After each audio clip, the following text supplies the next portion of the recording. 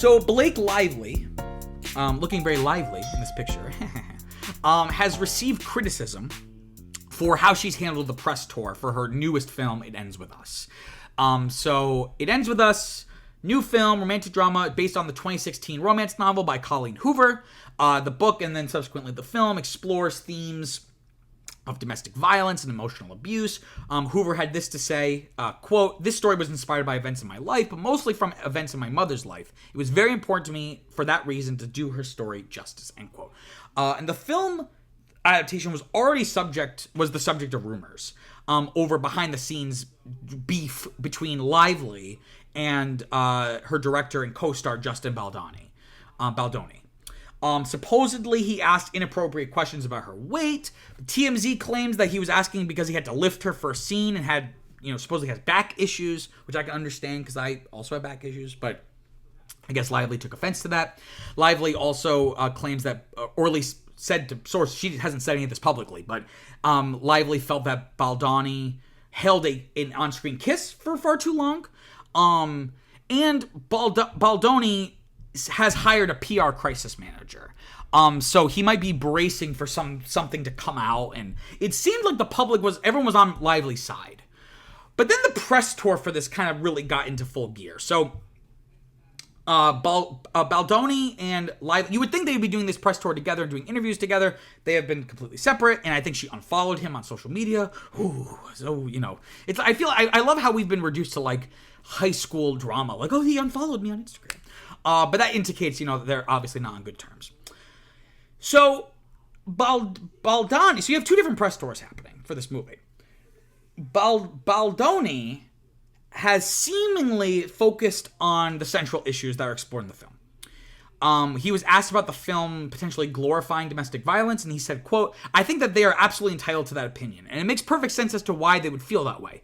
We live in a culture where, unfortunately, too many things are glorified and we are fighting for attention. We are in an attention economy and we're in a clickbait world and everybody's trying to figure out how to gather attention," end quote. So he seems pretty deft and sensitive to the idea that, like, if you feel that maybe this film shouldn't be made this way, I think that's really important conversation to have, right? That this is something that we as a society should explore. But it's good that we're having the conversation. His production company, Wayfarer Studios, they announced that they've partnered with a nonprofit, the No More Foundation, and it's a foundation. It's going to provide resources and information on the kind of abuse that's depicted in the film, right? And he even suggested, when asked about a sequel, he suggested that someone like Lively should direct a potential sequel. That, he talked about really trying to center the female perspective when making the film, and that if there was to be a sequel, that someone like Lively maybe should even be the one to do it. So, whether it's genuine or not, he's getting his money worth with that PR crisis manager. He's doing everything right. He's talking about how important these issues are. He's partnering with real life nonprofits. He's uplifting the female collaborators on the film. So, I can't say, who's right, who's wrong, who's good or who's bad. But on a superficial level, he seems to be doing everything right in terms of the press tour. By contrast, Lively's interviews have been criticized for being too bubbly and lighthearted, right? They did a TikTok to promote the film, and she told fans to, quote, "Grab your friends, wear your florals, and head out to see it," end quote. Kind of almost talking about like it's like a rom-com. Like the movie's marketing kind of hinted almost like it would be like a rom-com kind of tone.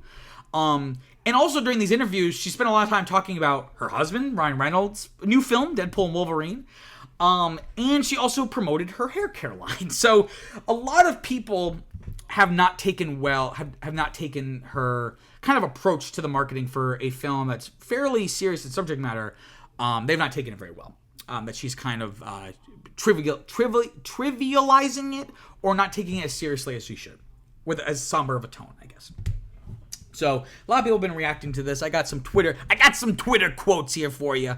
At Jalen Sanderson on Twitter said, quote, "This was an opportunity for them to bring awareness, raise money for shelters, and really do good with their platforms. Instead, she used it to market Deadpool and her hair care line," end quote. And Mick Zazin on TikTok said, quote, it seems there were two separate agendas. You have Justin on one end advocating for domestic violence survivors, and on the other side you have Blake saying, go put on your floral dress, go out with your girlies, and come to the theater. It's going to be a great time," end quote. And it hasn't helped that older interview, when people start pulling older interviews from things that have nothing to do with this, you're in trouble. So from a PR perspective.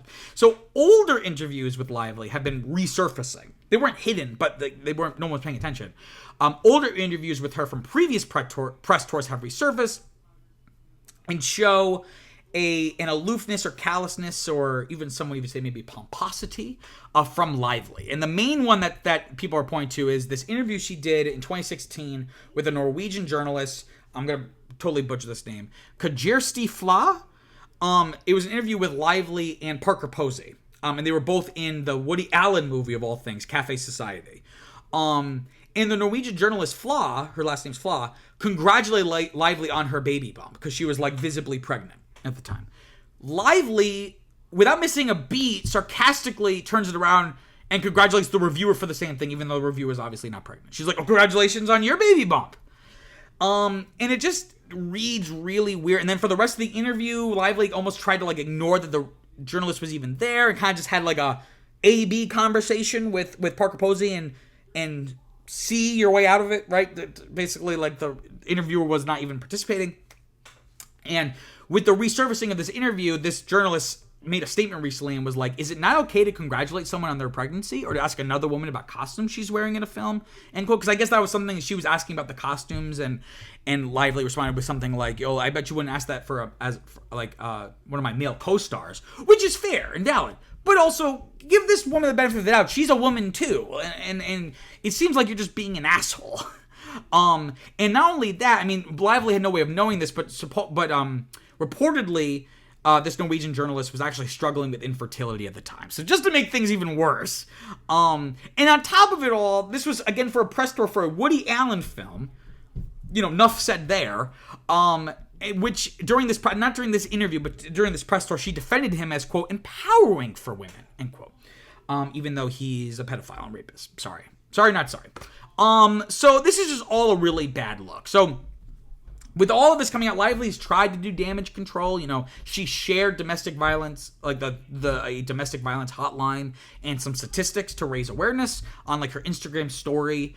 But that seems kind of inconsequential compared to what Baldoni is doing, trying to actually partner with nonprofits and actually make meaningful inroads to solving this problem, as opposed to just like when people would post the black square after George Floyd's murder. It's you really didn't do anything. You're not really putting anything on the line here, and actually trying to advocate for those most vulnerable.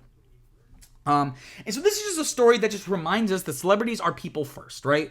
And most people, not everyone, but most people will take the path of least resistance, which is being self-interested and short-sighted, right?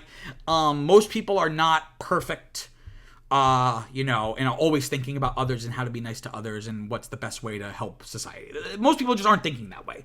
And so we oftentimes put celebrities on a pedestal and kind of hold them to a standard that we don't really hold ourselves to. That doesn't excuse it at the same time. And ultimately, while Baldoni may be an asshole behind the scenes on set, Lively made her mistakes out in the open. So, if things come out about Baldoni, I'd be more than happy to criticize him, but ultimately Lively's the one doing this in the open for everyone to comment on. So hopefully the movie has the intended effect that they want it to have.